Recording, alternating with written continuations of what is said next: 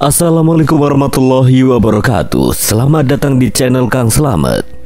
Kali ini Kang Slamet akan membawakan kisah yang berjudul Darnan Cahyo 2910 mdpl Jalur Mati Alas Merapi. Cerita ini ditulis oleh Dioseta. Sebelum kita masuk ke ceritanya, buat kalian yang belum subscribe channel ini, tekan tombol subscribe-nya terlebih dahulu dan tekan tombol notifikasinya agar kalian tidak ketinggalan cerita seram lainnya dari Kang Slamet. Gak usah berlama-lama lagi, langsung saja kita masuk ke ceritanya. Jalur Mati Alas Merapi. Si pengung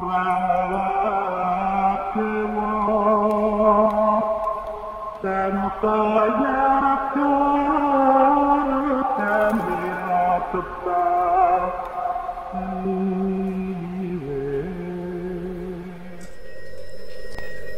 Kami semua terengah-engah memanfaatkan momen itu untuk menarik napas, tapi aku merasa ada yang aneh. Mereka tidak mungkin berhenti tanpa alasan. Apa kita sudah keluar dari wilayah mereka? Bukan, kalau kita melewati batas aku pasti sadar. Kecuali mereka berhenti karena... Wulan menggelengkan kepala, wajahnya kini lebih pucat. Seketika hawa dingin menjalar di seluruh tubuhku. Udara di sekitar kami berubah berat, membuat napasku semakin sulit. Dari balik kabut di sisi hutan, sesuatu muncul. Sosok pria tua yang menaiki seekor kuda hitam yang aneh. Kulitnya legam, dan yang paling mengerikan, ia tidak memiliki mata. Dua makhluk tinggi hampir 2 kali manusia dewasa berjalan di sisi kanan dan kirinya. Bentuk mereka kabur dalam bayangan kabut, tapi aku bisa merasakan aura haus darah yang terpancar dari mereka. Warga desa Demit tadi yang mengejar kami, mereka kini menundukkan kepala. Bahkan ada yang langsung berlari pergi tanpa menoleh. Gawat. Dia siapa, Wulan? Wulan tidak menjawab, matanya membulat, tangannya mengepal, tubuhnya kaku seolah kehilangan kekuatan. Tapi yang lebih mengejutkan, ia malah melangkah maju. Wulan. Aku ingin menahannya, tapi tubuhku pun rasanya sulit untuk bergerak. Pria itu menatap Wulan, matanya yang tajam seolah menelanjanginya dalam diam. Kemudian suaranya terdengar dalam, berwibawa dan menggetarkan udara di sekitar kami. Wulan. Dengan lutut bergetar, Wulan berlutut dan menyatukan tangannya. Kulo Romo. Aku membelalak. Wulan mengenalnya, bukan hanya mengenal. Ia memanggilnya dengan sebutan Romo. Pria itu kemudian mengalihkan pandangannya ke arah kami. Mata hitamnya dingin seperti kematian. Aku merasakan sekujur tubuhku membeku, seolah jiwaku bisa terlepas kapan saja. Gak ada makhluk yang lebih mengerikan dari mereka. Gue percayalah, tiba-tiba gue gak bisa gerak. Dua penjaga besar itu menatap kami seolah menunggu perintah untuk mencabik-cabik tubuh kami kapan saja. Namun tepat ketika suasana semakin mencekam, Wulan berbicara lagi, suaranya bergetar. Mereka tamu saya, Romo. Pria itu menghentikan langkahnya, menatap Wulan lama, lalu kembali melihat kami. Nafasku tercekat jika dia tidak terima alasan Wulan. Tamat sudah riwayat kami. Tamu. Benar, Romo. Mereka akan menyaksikan tarian. Wulan ingin mengundang mereka ke desa. Sejenak pria itu terdiam, lalu senyumannya muncul. Bukan senyum ramah, melainkan senyum yang penuh makna. Begitu rupanya, kenapa tidak segera bilang? Kamu tahu kan aturannya, kalau mereka sampai tertangkap lebih dulu, mereka akan jadi penghuni alas mayit. Maaf Romo, Wulan canggung. Ya sudah, kalau mereka benar-benar tamumu, sambut mereka dengan baik. Jangan sampai mereka diincar lagi oleh warga desa atau keraton Demit. Tanpa menunggu jawaban, pria itu menarik kendali kudanya. Dengan anggun ia berbalik arah dan menghilang bersama dua penjaganya dalam kabut. Seolah tekanan besar mendadak menghilang, tubuh Wulan ambruk, duduk di tanah dengan napas memburu. Aku, Farel, dan Raka juga terduduk lemas, berusaha memahami apa yang baru saja terjadi. kita selamat. Tanya Farel dengan suara parau. Wulan mengangguk meski wajahnya masih menyimpan ketegangan. Tapi Romo sudah mengundang kalian. Itu artinya kita harus datang ke desa. Kalau tidak situasinya akan lebih buruk. Aku dan yang lainnya saling berpandangan. Baru saja kami terlepas dari bahaya, tapi kini harus melangkah maju ke jantung sarang mereka sendiri. Kami mengerti dengan pertemuan dengan sosok itu, kami terbebas dari ancaman makhluk-makhluk yang mencoba mengincar kami. Manusia-manusia yang tersesat di sisi gaib Merapi. Namun kami paham bahwa masalah kami justru lebih pelik. Kami berurusan dengan makhluk yang bahkan membuat demi-demi desa gaib itu gentar. Sosok yang jauh lebih berbahaya. Bau menyengat aroma yang menusuk ini menguasai udara, seakan meresap hingga ke tenggorokan.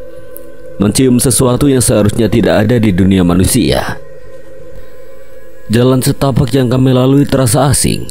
Tidak ada tanda-tanda bahwa ini masih bagian dari jalur pendakian Merapi. Pohon-pohon menjulang tinggi dengan bentuk-bentuk yang janggal. Rantingnya melilit satu sama lain seperti tangan-tangan yang mencoba meraih kami. Tanahnya terasa lebih lembek, seakan menyimpan sesuatu di bawah permukaannya. Namun ada satu hal yang masih bisa kami kenali. Puncak Merapi. Meski samar di kejauhan, gunung itu masih terlihat megah. Berdiri sebagai satu-satunya penghubung dengan dunia nyata yang perlahan terasa semakin jauh. Kami tidak tahu apakah ini siang atau malam. Langit di atas kami seperti terjebak dalam batas antara sore dan malam. Tidak cukup terang untuk disebut senja, tetapi juga tidak cukup gelap untuk disebut malam. Seolah waktu di sini berhenti berputar. Kalau kita nggak bisa keluar dari alam ini gimana, Lang? Aku menoleh ke arahnya, mencengkeram bahunya erat. Kita pasti bisa, Rel. Perbanyak doa aja. Lagi pula sekarang kita nggak sendirian. Ada Wulan, ada Mas Danan dan Mas Cahyo juga. Nggak kayak dulu. Farel melaludah, sepertinya ia mulai mengingat pengalaman mengerikan kami sebelumnya. Bener juga, pas gue lihat Wulan tadi tiba-tiba ada rasa tenang aja. Aku melirik Wulan, sepertinya dia mendengar percakapan kami. Wajahnya sedikit tersipu, tetapi ia tetap berjalan tanpa berkomentar. Namun ketenangan itu tidak bertahan lama. Bau menyengat yang tadi sempat memudar kini kembali dengan intensitas yang lebih pekat. Bersamaan dengan itu dari kejauhan samar-samar terdengar alunan gamelan. Mengalun sayup seperti datang dari dunia lain. Aku bergidik. Musik itu membawa perasaan aneh. Bukan sekedar melodi, tetapi sebuah panggilan. Jangan heran, manusia yang masuk ke jalur ini akan melewati 3 pertanda. Bau aneh, gamelan, dan hutan berkabut. Itu pertanda bahwa kita sudah berada di percabangan. Percabangan? Wulan mengangguk. Niat manusia akan menentukan jalannya. Mereka yang tersesat akan mencari jalan keluar. Mereka yang mencari sesuatu, entah ilmu, pusaka, atau makhluk-makhluk tertentu, akan diarahkan ke tempat yang sesuai dengan keinginannya. Kami saling berpandangan. Merapi memang penuh legenda, dari Mbah Petruk, Ki Juru Taman, Nyai Dadung Melati, hingga berbagai sosok yang dipercaya mendiami alam gaibnya. Tapi memikirkan bahwa ada manusia yang dengan sengaja mencari jalan menuju mereka itu membuat tengkukku meremang. Kalau niatnya buruk, Wulan berhenti melangkah sejenak, menatap lurus ke depan. Maka dia akan berakhir buruk, entah di gunung ini atau nanti setelah dia kembali. Keheningan mendadak menyelimuti kami. Langkah kaki kami terasa lebih berat, seakan ada yang memperhatikan dari balik pepohonan. Perlahan hutan di depan kami terbuka, memperlihatkan sesuatu yang membuat jantungku berdegup lebih kencang. Sebuah desa. Tapi ini bukan desa yang dulu pernah kudatangi. Bangunan-bangunan lebih tua, terbuat dari kayu gelap yang sudah mulai lapuk, tapi masih berdiri kokoh. Tak jauh dari sana, sebuah komplek bangunan lebih mewah terlihat di ujung desa, sebuah keraton. Ini desa yang dulu? Bukan, dulu gak ada bangunan sebesar keraton itu. Memang bukan, warga desa gaib mendekat ke keraton untuk perlindungan. Perlindungan? Dari apa? Makhluk-makhluk asing dari luar Merapi. Kami bertiga langsung terdiam. Aku baru saja menceritakan kepada Farel dan Raka tentang perseteruan yang sedang terjadi di alam ini, tentang makhluk-makhluk asing yang datang mengganggu keseimbangan, dan bagaimana situasi saat ini jauh lebih berbahaya dibandingkan sebelumnya. Mereka mengangguk, mencoba mencerna situasi yang baru saja mereka pahami. Jadi itu alasan mereka menyerang kita. Kalian mendaki di waktu yang salah. Aku mengangguk, memahami bahwa kami bukan hanya tersesat. Kami masuk ke dalam sesuatu yang lebih besar dari sekedar perjalanan biasa. Jalur mati alas Merapi hanya terbuka di waktu tertentu. Sialnya kalian memilih mendaki di jalur itu. Jadi kita memang dituntun ke sini. Aku menatap Wulan mencari jawaban di matanya, tapi untuk pertama kalinya sejak kami bertemu kembali, wajahnya menunjukkan kecemasan yang belum pernah kami lihat sebelumnya. Dan itu cukup membuatku semakin yakin bahwa apa yang akan kami hadapi ke depan jauh lebih mengerikan daripada yang kami duga. Saat kami tiba di desa, sambutan yang kami terima terasa hangat, terlalu hangat. Seolah-olah mereka telah lama menunggu kedatangan kami. Senyum mereka lebar, mata mereka berbinar, dan tangan mereka berlomba-lomba untuk menjamu kami. Silakan nak, beristirahat. Kalian pasti lelah. Rumahku ada banyak makanan, singgah sebentar ya.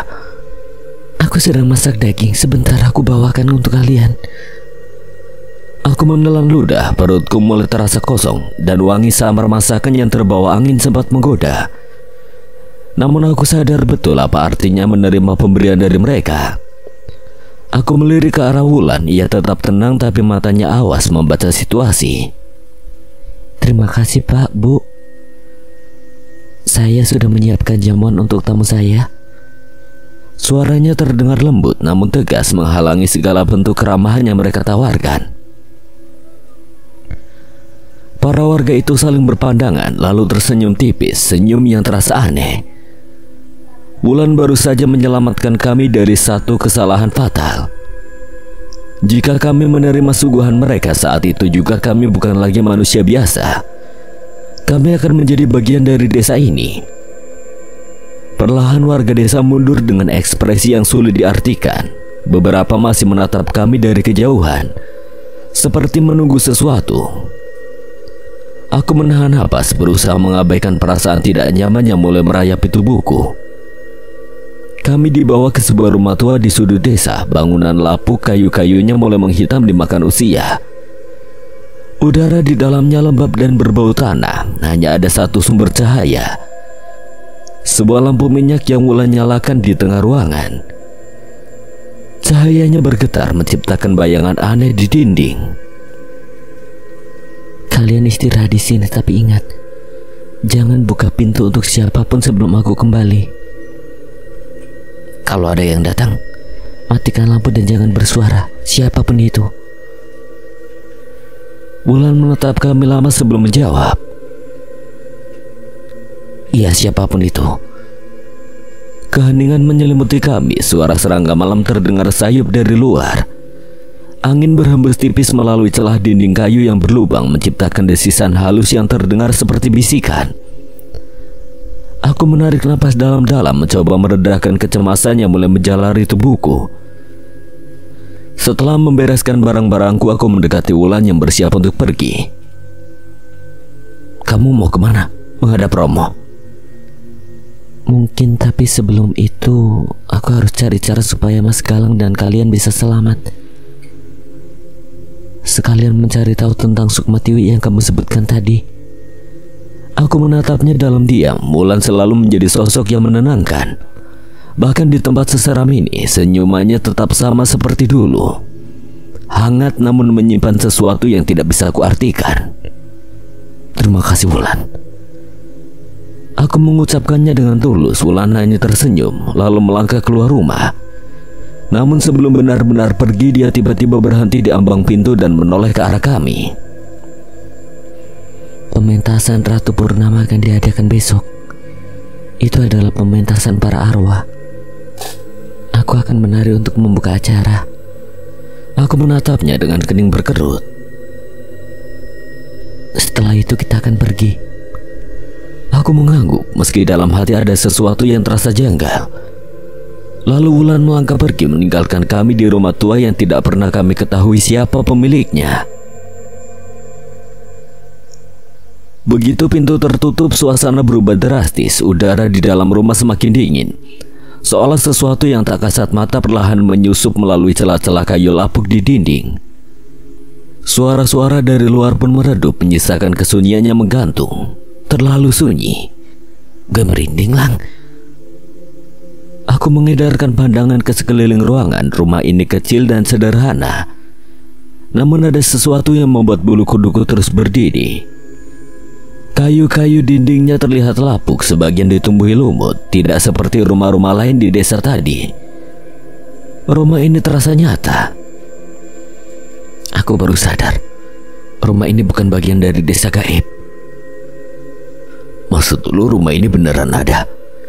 Aku mengangguk. Rumah ini bukan ilusi, bukan bangunan gaib seperti di luar. Ini adalah bagian dari dunia nyata. Tapi siapa pemiliknya? Samar-samar terdengar suara rintik hujan. Aku yang penasaran segera melangkah ke jendela dan perlahan membukanya. Hampa, tidak ada desa. Di luar sana hanya kegelapan pekat yang tidak bisa ditembus pandangan. Angin berhembus dingin membawa serta aroma tanah basah yang bercampur dengan sesuatu yang aneh, seperti bau kayu terbakar dan anyir darah. Aku langsung menutup jendela, napasku memburu. Kalau kita nggak boleh keluar, yang jadi masalah satu, repot kalau kebelet pipis. Iya bener tuh, mana WC-nya ada di luar. Bentar, WC tadi beneran atau gaib ya? Udah, jangan dibahas, yang penting sekarang kita istirahat dulu. Kita udah lari-larian hampir seharian. Aku menggelar matras seadanya dan berusaha memejamkan mata. Di luar suara hujan terus berjatuhan di atap, menciptakan irama yang menenangkan sekaligus mengingatkan kami bahwa kami terperangkap di tempat yang bukan milik kami. Setelah menyempatkan makan sedikit perbekalan, kami mencoba untuk berbaring dan beristirahat. Kami menggelar matras dan berbaring memejamkan mata sejenak sambil menahan dingin. Setidaknya di dalam sini tidak sedingin di luar sana. Belum lagi saat ini kami berada di tempat di mana makhluk-makhluk tak kasat mata tinggal, berkumpul dan bersosialisasi. Ini sarang mereka. Suara rintikan hujan menemani kami dan membawa kami untuk tidur dengan lelap. Walau sempat teringat cemas dengan keadaan Tiwi, rasa lelahku membawaku untuk tidak sadarkan diri. Sayangnya baru sebentar kami menutup mata, tiba-tiba terdengar suara ketukan pintu. Suara itu terdengar menyatu dengan rintikan hujan. Aku terbangun dan mengecek jam tanganku yang menunjukkan waktu telah menunjukkan lewat jam 12 malam. Saat itu aku tersadar, di bangunan ini waktu berjalan seperti biasa. Ada yang mengetuk. Iya, Rel. Aku berdiri dari tempatku tidur dan menghampiri pintu. Lang, jangan dibuka. Ada yang aneh. Aku terhenti, perkataan Wulan pun teringat saat itu juga. Raka ikut berdiri dan menyusulku mendekat ke pintu dan suara ketukan itu terdengar lagi. Dengar, Lang, suara ketukannya gak sejajar sama kita. Suaranya ketukannya tinggi. Dia ngetuk di atas pintu. Aku memastikan dan memang benar ketukan itu mengetuk bagian atas pintu seolah menandakan makhluk yang berada di depan memiliki tinggi yang tidak wajar. Kita diemin aja.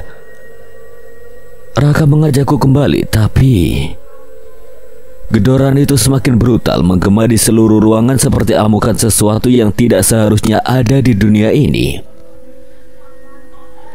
Dinding kayu tua bergetar hebat seolah akan roboh kapan saja. Kami bertiga tersentak mundur, bergerak tanpa sadar ke tengah ruangan, saling merapat seakan mencari perlindungan satu sama lain. Ini gak beres. Dari awal kita pergi juga udah gak beres, Lang. Farel menyaut, suaranya mencoba terdengar santai, tapi aku bisa menangkap nada panik di baliknya. Di sela gedorannya menggema, tiba-tiba terdengar sesuatu yang lain, suara bisikan. Kasak kusuk samar yang seakan mengalir di sela-sela celah kayu rumah. Suara itu datang dari segala arah, bergerak cepat seperti sesuatu yang berlarian mengelilingi kami. Lalu suara itu terdengar. Mas Galang, Wulan. Aku buru-buru melangkah ke arah pintu, tapi Farel dan Raka langsung menahanku. jangan Lang. Tapi itu suara Wulan. Feelingku gak enak. Bahkan kalau itu benar Wulan, gue tetap ngerasa ada yang salah. Aku terdiam, jantungku berdetak kencang, dilema menguasai pikiranku. Ini Wulan Mas, tolong bukain. Aku menggigit bibir, suaranya terdengar benar sama seperti Wulan yang aku kenal. Tapi ada sesuatu yang tidak wajar dalam nada suaranya. Aku berusaha menenangkan diri lalu melangkah ke jendela yang sedikit terbuka. Perlahan aku mengintip melalui celahnya dan darahku seketika membeku. Aku terhuyung mundur, tubuhku terasa lemas. Galang, kenapa? Setan. Itu semua setan. Farel dan Raka spontan ikut mengintip. Begitu mereka melihatnya, wajah mereka langsung berubah pucat pasi. Rumah ini dikepung. Di luar sana puluhan makhluk berwajah pucat berdiri diam.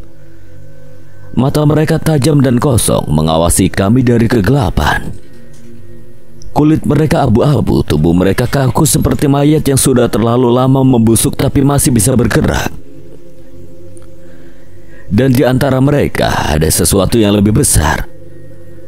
Makhluk itu berdiri setinggi hampir 3 meter. Tubuhnya kurus kering dengan tangan panjang yang hampir menyentuh tanah.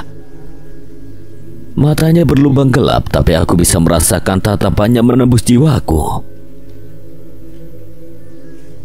Sejak tadi mereka mengawasi kita. Tiba-tiba gedoran keras menghantam sisi lain rumah. Kami bertiga tersentak. Mas Galang, ini Wulan. Suara itu terdengar lagi. Kali ini lebih dekat, tapi aku tahu itu bukan Wulan. Aku menelan ludah menatap kedua temanku. Jangan buka pintu, apapun yang terjadi. Kami menggigil ketakutan, saling berusaha menenangkan diri. Perlahan kami merapatkan tubuh, menutupi diri dengan kantung tidur kami. Seolah itu bisa melindungi kami dari apa yang ada di luar. Lalu suara itu berubah. Keluar kalian manusia! Teriakan berat dan menggelegar membuat seluruh ruangan bergetar. Kali ini suara gedoran itu datang dari segala arah. Pintu, jendela, dinding. Seolah ada sesuatu yang ingin masuk dari setiap sisi rumah ini dan lalu tawa, bisikan, tangisan. Keluar kalian manusia. Ini bukan tempat kalian. Aku mau darah mereka bertiga. Bagus. Mati sama saya, yuk. Aku memejamkan mata, tubuhku bergetar tanpa bisa kukendalikan. Farel meremas kantung tidurnya, suaranya bergetar. Mereka nggak bisa masukkan. Aku percaya sama Wulan. Kalau dia naruh kita di sini, pasti ini tempat yang aman. Kami sepakat tidak akan membuka pintu sampai pagi tiba. Hanya ada satu masalah. Apa matahari akan benar-benar terbit di tempat ini? Malam yang mengerikan itu akhirnya berlalu, namun ada yang janggal. Aku menatap jam tangan, pukul 6 pagi. Seharusnya cahaya matahari sudah mulai masuk melalui celah-celah jendela. Namun yang kudapati hanyalah kegelapan samar. Tidak ada sinar keemasan, tidak ada semburat jingga di langit. Suasana tetap kelam seperti subuh yang enggan beranjak pergi. Dengan hati-hati aku mengintip keluar melalui celah jendela. Makhluk-makhluk yang meneror kami semalam sudah tidak terlihat. Tidak ada sosok-sosok berwajah pucat. Tidak ada bayangan tangan panjang yang hampir menyentuh tanah. Namun saat aku memperhatikan lebih jeli, ada seseorang di teras. Sosok itu duduk bersila di lantai kayu, punggungnya tegap seolah sedang menunggu sesuatu. Wulan. Aku nyaris tak percaya. Tanpa berpikir panjang, aku segera membuka pintu engsel tua berderit pelan, dan Wulan menoleh dengan senyum lembut yang terasa aneh setelah malam penuh teror yang kami lalui. Sudah bangun, Mas? Galang! Teriakan panik Farel dan Raka membangunkanku dari keterkejutannya. Mereka bangkit dari kantung tidur mereka dengan ekspresi ngeri. Berpikir aku telah melakukan sesuatu yang bodoh, namun saat mereka melihat Wulan berdiri dengan tenang, ketegangan di wajah mereka perlahan mencair. Aku melangkah keluar menatap langit yang masih diliputi kegelapan samar. Seharusnya pagi sudah terang, tetapi suasana tetap muram, seolah mentari ragu untuk menampakkan dirinya. Wulan melangkah masuk dan menatap kami satu persatu. Nyenyak tidurnya? Tidak, jawab Raka spontan. Aku menarik napas panjang. Kami pun mulai menceritakan apa yang terjadi semalam. Bagaimana kami dikepung makhluk-makhluk menyeramkan, mendengar bisikan-bisikan mengerikan, serta godaan untuk membuka pintu yang nyaris membuat kami lengah. Setelah mendengar cerita kami, Wulan menghela napasnya lega. Syukurlah kalian tidak membuka pintu. Memangnya mereka siapa, Wulan? Mereka penghuni alas gaib Merapi. Makhluk-makhluk seperti itu akan selalu bernafsu jika melihat manusia yang tersesat di wilayah mereka. Hati-hati. Jadi kalau semalam kami membuka pintu, bisa saja kalian jadi santapan mereka. Sial, itu berarti kita udah ada di ujung tanduk. Tidak usah khawatir. Makhluk seperti mereka tidak akan berani macam-macam jika kalian terus mengingat Tuhan dan membaca doa. Mereka bukan jin yang menyembah Sang Pencipta. Kami terdiam. Kata-kata Wulan menampar kami keras. Semalam saat ketakutan melanda, kami lupa berdoa. Kami sibuk panik membiarkan rasa takut menguasai, tanpa ingat bahwa perlindungan sejati ada di tangan Tuhan. Setelah keadaan lebih tenang, Wulan mengajak kami pergi ke sungai untuk membersihkan diri. Kami berjalan menyusuri jalan setapak berbatu, menyapa beberapa warga desa yang mulai beraktivitas. Meskipun suasananya terasa lebih tenang, aku masih merasakan keanehan di udara. Di tepi sungai, Raka dengan lihainya menjebak beberapa ikan yang kemudian kami bakar untuk sarapan. Suasana sedikit mencair, tetapi pikiranku masih dipenuhi kecemasan. Kira-kira Tiwi mampu bertahan sampai kita kembali nggak ya? Tenang aja, Lang. Kita udah di jalur yang tepat. Pasti kita bakal nemuin petunjuk soal Sukma Tiwi. Saat itu Wulan yang dari tadi hanya tersenyum memperhatikan kami tiba-tiba berkata, "Pementasan nanti malam." Pementasan? Pementasan arwah. Biasanya para arwah akan berkumpul secara naluriah untuk menonton. Mungkin saja Sukma Tiwi yang tersesat akan muncul. Apa benar? Pementasan ini memang diadakan untuk menenangkan arwah-arwah di gunung ini, baik yang memiliki kesadaran maupun arwah penasaran. Malam ini kita harus cermat mengamati mereka. Berarti bakal banyak setan-setan kayak semalam yang muncul. Iya, aku lupa memberitahu kalian soal itu. Lupa? Tapi tenang, selama pementasan mereka tidak akan menyerang. Naluri mereka akan fokus ke pertunjukan. Itu kesempatan kita untuk mencari Sukma Tiwi. Aku mengangguk mengerti. Setidaknya kami sudah punya petunjuk. Malam ini kami harus mencari Tiwi di antara arwah-arwah yang berkumpul saat Wulan menarik perhatian mereka dengan pementasan. Namun sebuah pertanyaan terlintas di benakku. Itu kalau cuma setan, kalau di antara mereka ada orang-orang sakti atau dukun yang mencari tumbal gimana? Aku menatap Raka, dan aku tahu dia memikirkan hal yang sama. Sebelumnya kami hampir kehilangan nyawa saat berhadapan dengan dukun tua di dalam hutan. Jika kali ini ada orang seperti itu di pementasan, maka kami bisa berada dalam bahaya besar. Wulan tidak langsung menjawab, sepertinya dia pun tidak yakin. Di tengah kebingungan itu, aku menangkap sesuatu dari sudut mataku. Tidak apa, ada yang menjaga kita. Farel dan Raka menoleh, bingung dengan ucapanku. Namun kebingungan mereka berubah menjadi keterkejutan saat melihat sosok kecil berbulu coklat melompat turun dari salah satu pohon. Kliwon? Farel segera mencoba menangkapnya, tetapi kera kecil itu dengan gesit melompat dari bahu ke bahu, menghindari tangannya. Kami tersenyum lebar, kami semua tahu betapa berartinya Kliwon bagi kami.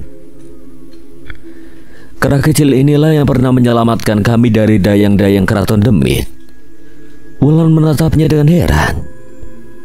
Jadi nama kamu Kliwon? Kliwon memperlihatkan seringannya yang khas, memamerkan giginya yang besar. Sepertinya dia menyukai Wulan. Karena alih-alih memilih duduk di bahu kami, dia melompat ke bahu Wulan. Aku menarik napas panjang. Rencana kami sudah jelas. Malam ini kami akan memasuki pementasan arwah, dan di antara para makhluk gaib yang berkumpul, kami harus menemukan Sukmatiwi sebelum waktunya habis.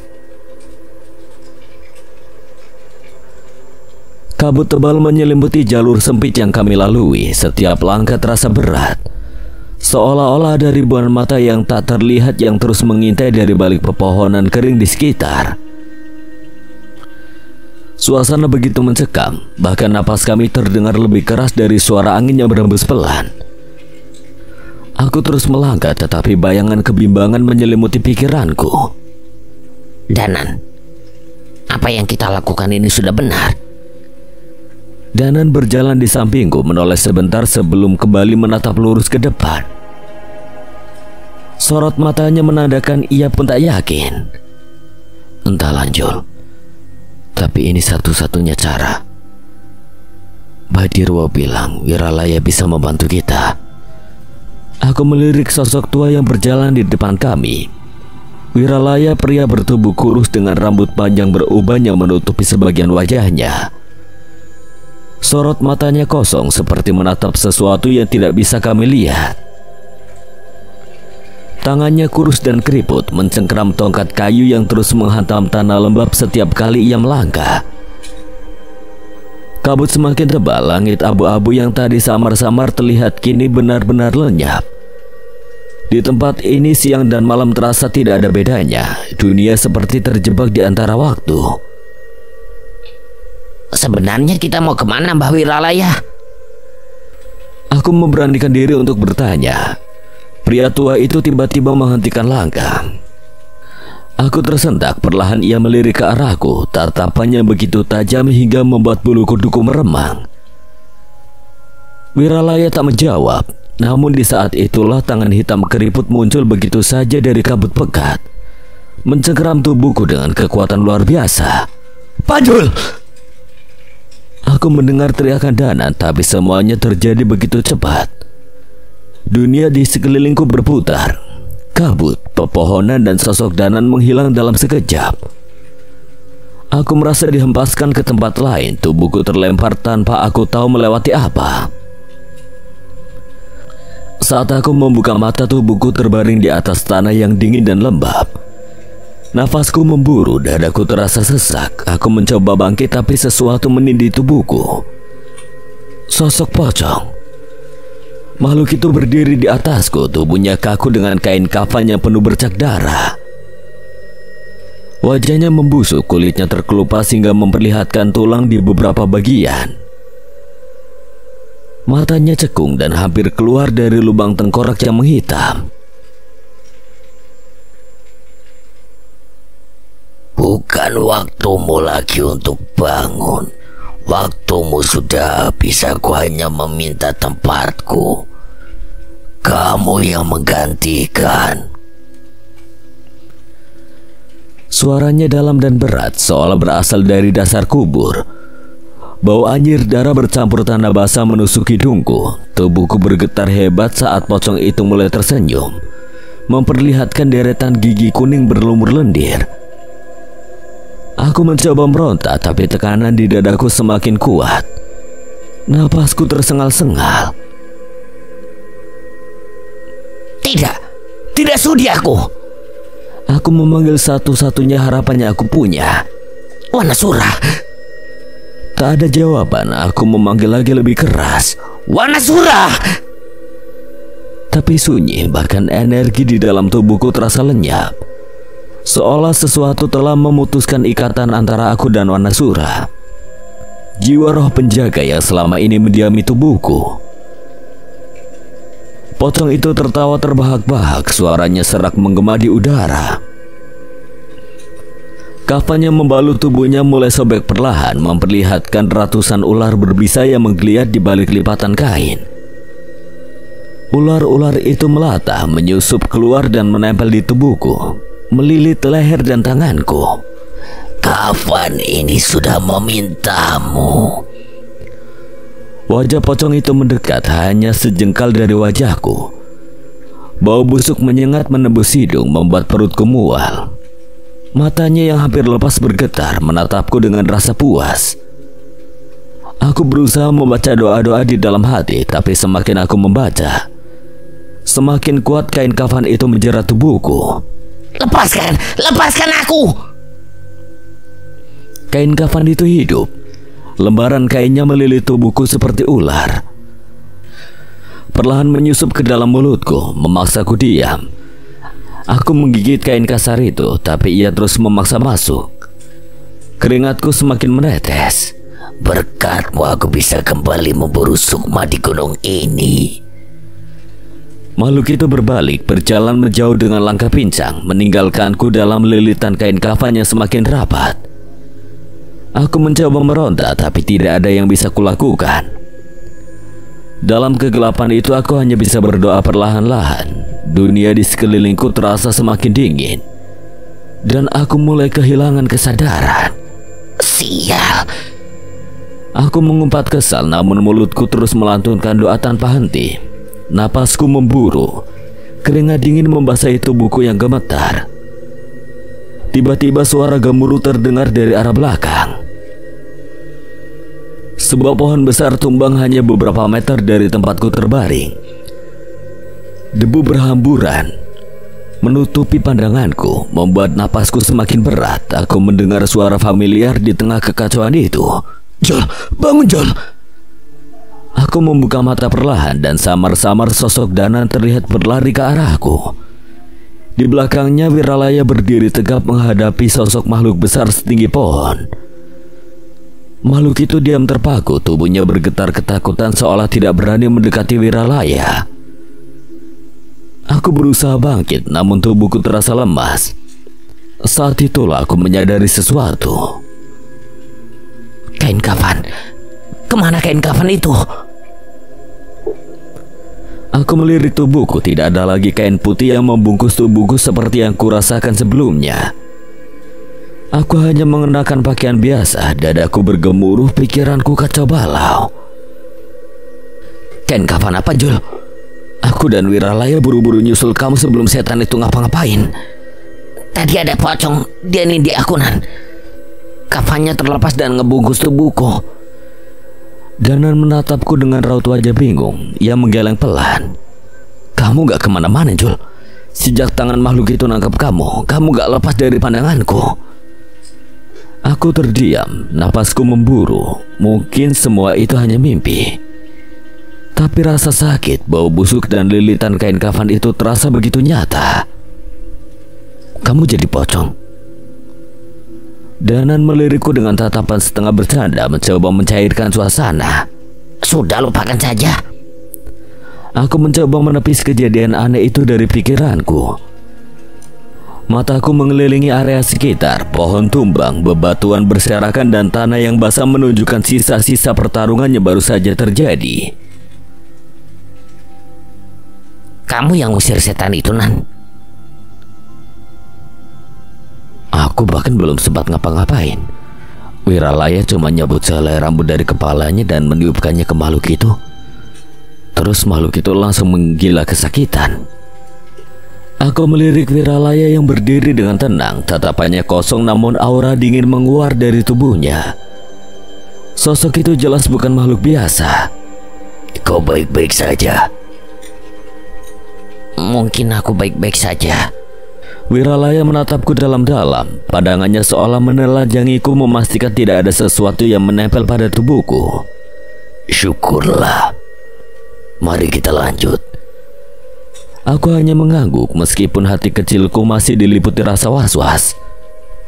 Apakah benar semua yang terjadi tadi hanya mimpi?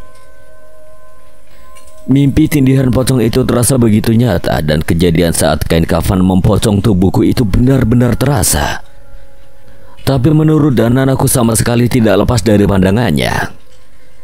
Ada sesuatu yang terjadi padaku, sesuatu yang menunggu waktu yang tepat untuk menunjukkan dirinya kembali. Langkah kaki kami kembali menyusuri jalan berkabut. Namun kali ini, aku merasa ada sesuatu yang berbeda dari dalam tubuhku. Ada yang mengikuti sesuatu yang belum selesai. Wiralaya, sebenarnya tujuan kita kemana? Tanya Danan, suaranya terdengar hati-hati, berusaha menjaga kesopanan pada sosok berwibawa di keraton gaib Merapi. Anak bernama Wulan memiliki pesan penting di pementasan para arwah. Kita akan menuju desa di sisi lain keraton. Pementasan akan diadakan di sana malam ini. Aku memperhatikan jalur berkabut yang kami lalui. Suasananya begitu kelam. Kabut tebal menutupi pandangan seolah menelan segala cahaya. Setiap langkah yang kami pijaki menimbulkan suara gemertak dari ranting-ranting kering yang berserakan. Lalu makhluk besar yang menangkapku tadi, makhluk dari mana? Penunggu hutan, mereka sering mengincar pendaki yang tersesat. Aku mengangguk, paham sosok itu memang besar. Namun aku pun merasa dia bukan lawan untuk Wanasura. Tapi karena itu juga aku semakin bingung dengan apa yang terjadi pada diriku sebelumnya. Wiralaya, bolehkah aku bertanya sesuatu? Katakanlah. Kedatangan kami ke Merapi juga berhubungan dengan tujuan awal kami, mencari sukma seorang perempuan yang bernama Tiwi. Apakah kira-kira kau tahu, atau setidaknya mempunyai sebuah petunjuk? Wiralaya melambatkan langkahnya dan terlihat sedang berpikir cukup lama. Itu memberi kami harapan mungkin saja dia mengetahui sesuatu. Gimana petunjuk apapun pasti akan berguna. Soal sukma wanita yang tersesat di sini ada banyak. Bahkan ada makhluk-makhluk di gunung ini merupakan pemburu sukma. Mereka memakan sukma-sukma yang tersesat untuk kesaktian. Pemburu sukma? Saat itu tiba-tiba aku teringat akan pocong yang menindihku dan memindahkan kain kafan padaku. Pemburu sukma? Aku cemas, namun belum sempat aku membahas tentang itu. Kami dikejutkan dengan sesuatu yang berada di hadapan kami. Sebuah desa. Aku sempat mengira itu adalah desa yang kami tuju, namun gerak-gerik Wiralaya menunjukkan hal yang berbeda. Ia mempercepat langkahnya dengan wajahnya yang cemas. Itu desanya. Hentikan. Ia memperhatikan dari jauh dan suara-suara aneh mulai terdengar dari arah desa itu. Suara dengan bahasa yang tidak aku mengerti namun membuatku merinding. Kenapa? Wiralaya tiba-tiba saja memanjat salah satu pohon melihat dari ketinggian keadaan desa yang ada di hadapan kami. Aku yang penasaran pun menyusulnya memanjat pohon yang cukup tinggi itu. Sial. Aku memperhatikan ke arah desa itu dan melihat bangunan-bangunan kayu tua sederhana yang hanya dibangun dengan kayu-kayu mentah. Di sekitarnya warga-warga desa sedang ramai-ramai membawa obor dan melakukan gerakan-gerakan aneh di beberapa bagian desa.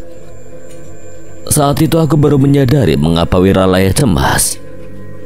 Desa itu dihuni oleh makhluk-makhluk yang menyerupai manusia, namun wujud mereka aneh.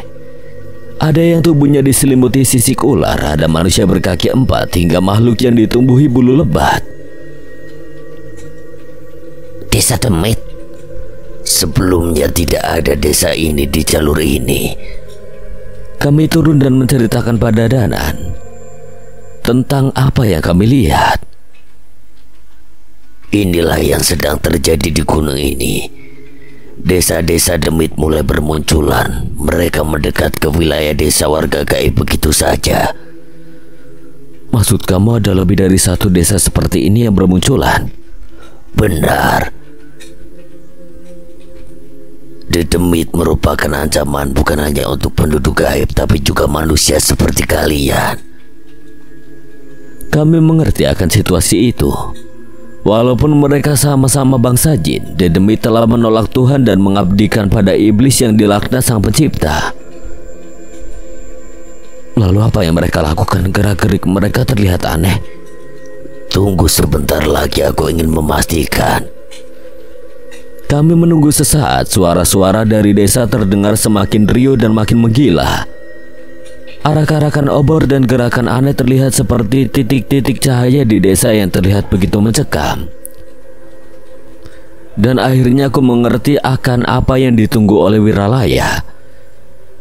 Dari langit yang berkabut tiba-tiba muncul sosok besar yang melayang-layang. Aku tak mampu melihatnya dengan jelas. Namun saat itu firasatku benar-benar buruk. Ini yang aku takutkan. Mereka mengincar pementasan arwah. Maksudnya? Pementasan arwah akan menarik segala makhluk tak kasat mata di gunung ini. Entah itu roh manusia ataupun penghuni alam gaib, dan itu adalah mangsa yang menggiurkan untuk makhluk seperti mereka. Jadi mereka akan menyerang pementasan arwah? Kalau Wulan dan Galang benar ada di sana, mereka dalam bahaya. Menyadari hal itu, sontak kami bertiga buru-buru memasuki desa itu. Dan seperti yang kami duga, keberadaan kami tidak disambut dengan baik. Tepat saat memasuki desa, suasana seketika berubah hening. Makhluk-makhluk terkutuk itu menatap kami dengan tatapan kosong namun penuh nafsu. Mata mereka berkilat di balik cahaya obor, seolah siap menelan kami hidup-hidup. Beberapa dari mereka mengendus udara, mengeluarkan suara desiran lirih seperti ular yang kelaparan. Seketika tubuhku menegang, suhu di sekitar kami terasa menurun drastis. Bau busuk bercampur anjir menguar dari tubuh-tubuh yang cacat dan membusuk itu. Beberapa dari mereka memiliki wajah manusia yang tampak seperti kulit yang disobek paksa, memperlihatkan daging dan tulang di baliknya. Sementara yang lain hanya memiliki bentuk setengah manusia dengan kaki dan tangan yang melata seperti binatang. Aku melirik ke arah Danan yang sudah menggenggam keris raga sukmanya erat-erat. Nafasnya memburu, namun ia berusaha tetap tenang. Cahaya dari bilah kerisnya berkilau samar, menandakan kekuatannya mulai bangkit. Tanpa menunggu aba-aba, aku memejamkan mata dan memanggil Wanasura. Namun kali ini ada ketakutan yang menggerogoti pikiranku. Apakah Wanasura akan menjawab panggilanku atau makhluk-makhluk ini telah menghalangi jiwanya? Kita juga, Wanasura. Desiran hawa panas mulai merayap di kulitku dan perlahan-lahan kekuatan itu bangkit dari dalam tubuhku. Aku bisa merasakan sosok Wanasura yang mulai menyatu denganku. Namun kehadirannya terasa lebih berat dari biasanya, seolah-olah ada sesuatu yang menghalanginya. Tapi setidaknya kali ini aku merasakannya tidak seperti tadi saat pocong pemburu sukma itu menindihku. Makhluk-makhluk itu mulai bergerak, melingkar semakin rapat. Suara gemeretak gigi mereka dan desiran kasar bercampur menjadi simfoni kematian yang semakin mendekat. Jul, mereka gak bakal nunggu kita siap. Aku mengangguk pelan, menahan gemetar di dalam tubuhku. Saat itu aku sadar, kali ini kami seolah masuk ke dalam sarang neraka tanpa jalan keluar. Aku merasakan kekuatan yang meluap dari tubuh Wiralaya. Kekuatan kami bertiga meluap-luap bersiap menghadapi demit-demit penduduk desa demit yang bersiap menyerbu kami. Namun sebelum kami berbenturan, kabut tebal mendadak bergetar disertai suara gemuruh yang memenuhi udara. Sosok besar melayang turun dari balik kabut, perlahan bayangannya mulai terlihat. Tubuh raksasa itu diselimuti oleh lumut basah. Aroma tanah busuk menyengat dari arah sosok tersebut. Namun anehnya, seiring kabut tersibak, wujud makhluk itu tampak lebih kecil dari bayangannya di balik kabut. Di hadapan kami berdiri makhluk raksasa bermata satu dengan wajah setengah hangus terbakar. Kulitnya bersisik seperti kayu lapuk dan rambutnya panjang menjuntai seperti akar pohon yang membusuk. Nafasnya berbau amis, tapi hembusannya seperti membawa hawa kematian. Kalian bukan lawan mereka bertiga. Suaranya berat dan parau, menggema seakan berasal dari perut bumi. Ia memperingatkan penduduk desa Demit yang telah bernafsu menghabisi kami. Para Demit yang tadi bergerak agresif mendadak mundur. Tubuh-tubuh cacat mereka bergetar ketakutan. Aku menyadari bahwa makhluk ini adalah sosok yang jauh lebih tinggi kedudukannya di antara mereka. Pergi dan lululantakan pementasan arwah sekarang. Biar aku yang mengurus mereka bertiga. Dadaku berdebar. Setan ini berbeda. Aura yang dipancarkannya membuat udara di sekitar terasa semakin pekat dan dingin. Buto Sengkolo, nama itu terdengar lirih dari gumaman Wiralaya. Buto Sengkolo. Wiralaya menatap makhluk itu penuh waspada, seolah mengenal sosok tersebut dengan baik. Matanya menyiratkan kecemasan yang tidak biasa. Dia adalah arwah prajurit yang mati di medan perang. Seharusnya dia hanya menghantui tempat-tempat pembantaian, tapi bagaimana bisa dia muncul di sini? Suara Wiralaya bergetar tipis, tanda bahwa makhluk ini bukan lawan sembarangan. Setan-setan itu, penduduk desa gaib, mereka pergi. Danan memperhatikan kami bahwa setan-setan itu telah bergerak. Kalian pergilah hadapi setan-setan itu, aku akan menahan Buto Sengkolo. Perintah Wiralaya dengan suara tegas, meskipun aku tahu ia menyimpan ketegangan. Tapi, pergi. Wiralaya menatap kami tajam, memotong penolakanku. Danan menatapku sekilas. Aku tahu dia ragu meninggalkan Wiralaya, tapi kami tidak punya pilihan. Kami berlari mengejar para Demit yang berhamburan keluar desa. Namun langkah kami berhenti saat bayangan besar kembali menutupi langit. Tangan Buto Sengkolo yang besar, lebih besar dari sebelumnya, terangkat di atas kami. Aku refleks memanggil Wanasura dalam tubuhku. Pajul! Dengan kekuatan Wanasura, aku meninju tangan raksasa itu hingga tertahan. Namun kekuatannya mendorongku hingga terlempar ke tanah. Darah hangat merebes dari pelipisku, namun aku bangkit. Cemas jika makhluk itu terus menahan kami di sini. Apa rencanamu? Rencana? Maksud kamu apa, Nan? Kamu gak manggil wujud fisik Wanasura dari tadi kan? Padahal kita di alam gaib, pasti kamu punya rencana kan? Aku baru tersadar kenapa aku tidak memanggil wujud Wanasura yang sebenarnya. Lah, benar juga. Kenapa baru ngomong? Aku tertawa kecil meskipun situasi ini jauh lebih dari lucu. Tunggu, dari tadi kamu gak sadar? Hihi, gak penting.